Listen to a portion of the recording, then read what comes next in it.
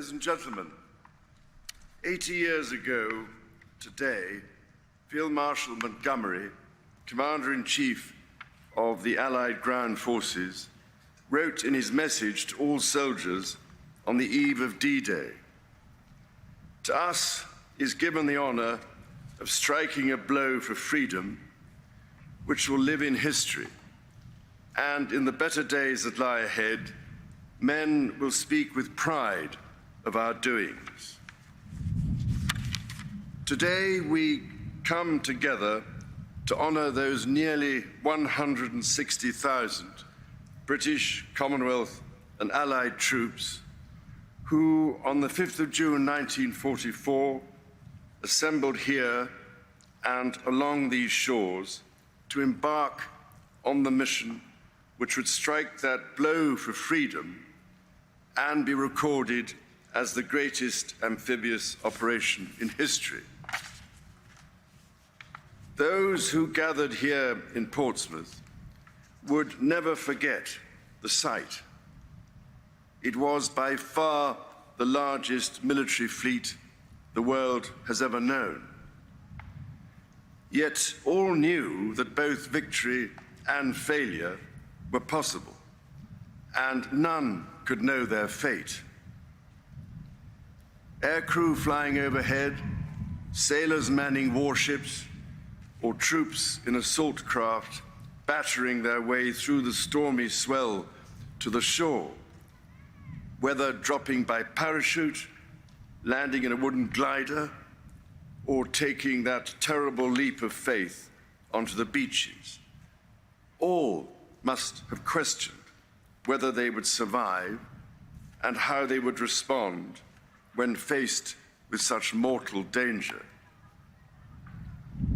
The poet Keith Douglas, who was killed in action 3 days later, wrote of the embarkation, "Actors waiting in the wings of Europe, we already watch the lights on the stage and listen to the colossal overture begin. For us, entering at the height of the din, it will be hard to hear our thoughts, hard to gauge how much our conduct owes to fear or fury." At this remove, 8 decades later, it is a near impossible task to imagine the emotion of that day. The pride of being part of so great an enterprise, the anxiety of in some way not coming up to scratch, and the fear of that day being their last. I recently myself spoke to veterans who, to this day, remember with such heartbreaking clarity the sight of those many soldiers lying on the beach who drowned before they could even engage in combat.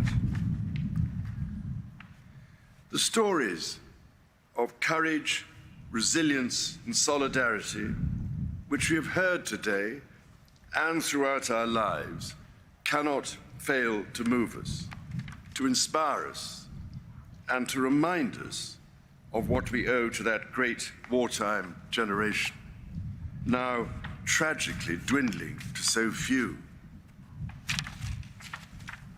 It is our privilege to hear their testimony, but our role is not purely passive. It is our duty to ensure that we and future generations do not forget their service and their sacrifice in replacing tyranny with freedom. Our rights and the liberty won at such terrible cost bring with them responsibilities to others in the exercise of that liberty. The Allied actions of that day ensured the forces of freedom secured first a toehold in Normandy, then liberated France, and ultimately the whole of Europe from the stranglehold of a brutal totalitarianism. And And as we remember with humility, pride, and gratitude, let us never forget that the soldiers who fought in the campaign launched from this place came from 30 nations, from across the United Kingdom, the Commonwealth, and allied countries, while elsewhere in Europe, Allied forces continued to make vital progress in their successful Italian campaign. And while halfway around the world, at that same moment, the critical battles of Imphal and Kohima raged on in what was then Burma.